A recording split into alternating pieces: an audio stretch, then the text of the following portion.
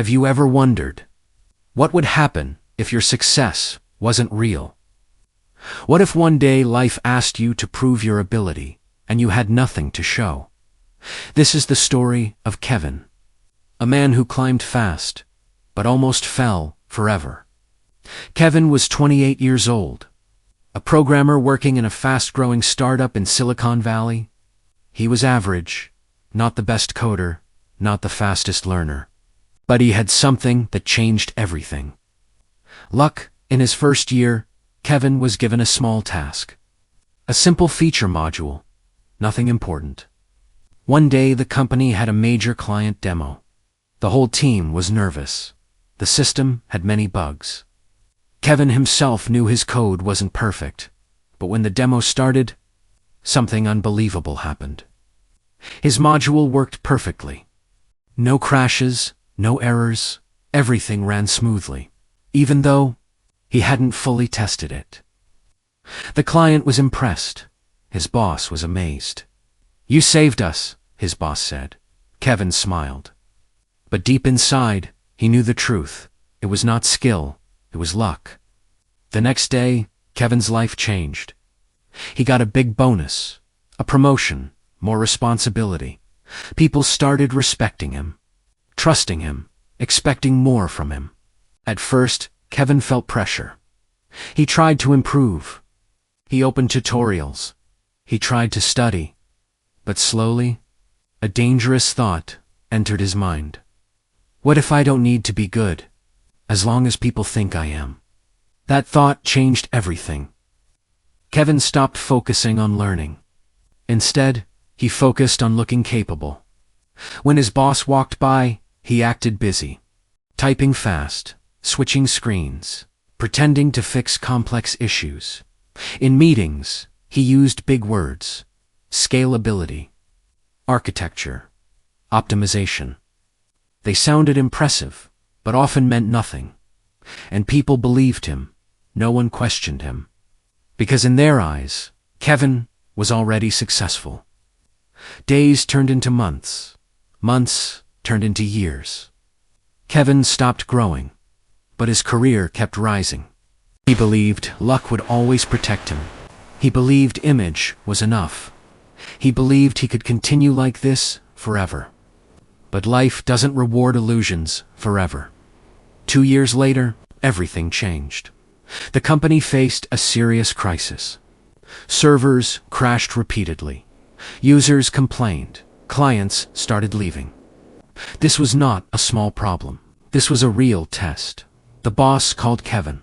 "We need you," he said. "You are the best person to solve this." Kevin nodded, but inside, he felt fear. Real fear. He sat in front of his computer. The system was broken. The code was complex. The problem was deep. For the first time, there was no luck. No shortcuts, no pretending. Just reality. And Kevin was not ready. He tried to fix the problem, but he couldn't. He didn't understand the system. He didn't know where to start. He stared at the screen for hours.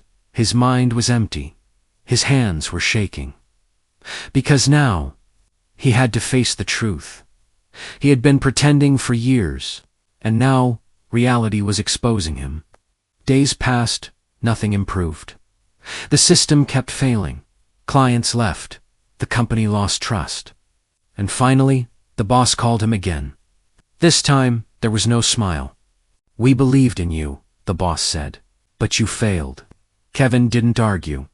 He couldn't, because deep down, he knew it was true. He was fired. Kevin walked out of the company. Not angry, not confused, just broken. He went home, opened his laptop, started applying for jobs. He sent out hundreds of resumes. His experience looked impressive. Good title, big projects, fast promotions. But interviews told a different story. He failed again and again. Simple questions became impossible. Basic problems felt difficult. Finally, one interviewer said something he would never forget. "Your resume looks strong," he said, but your skills are 3 years behind. 3 years. Kevin sat there in silence. 3 years of pretending. 3 years of not growing. 3 years wasted. That night, Kevin couldn't sleep. He kept thinking about his choices, about his lies, about the time he lost. And for the first time, he asked himself a real question. Do I want to keep pretending, or do I want to become real? The next day, Kevin made a decision. He chose reality. He stopped all distractions. No parties, no social media, no shortcuts. Only one focus. Learning, real learning. He started from the basics.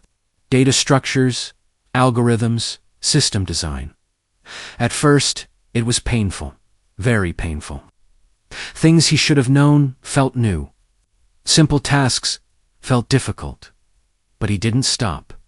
Every day he studied. Every day he practiced. Every day he improved. Success is built in small steps. He repeated this every day. Months passed. Then 1 year, Kevin changed. Not just his skills, but his mindset. He stopped chasing image. He started chasing growth. Sometimes the greatest strength is patience. He finally understood this. 2 years later, Kevin tried again. This time, interviews were different. He didn't pretend. He didn't use empty words.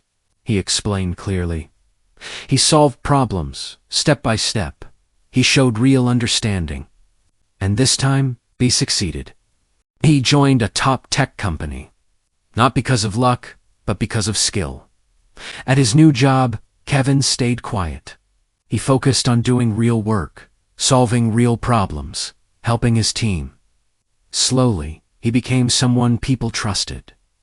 Not because of reputation, but because of results. Years later, Kevin wrote on his blog, "Luck can open the door, but only skill keeps it open."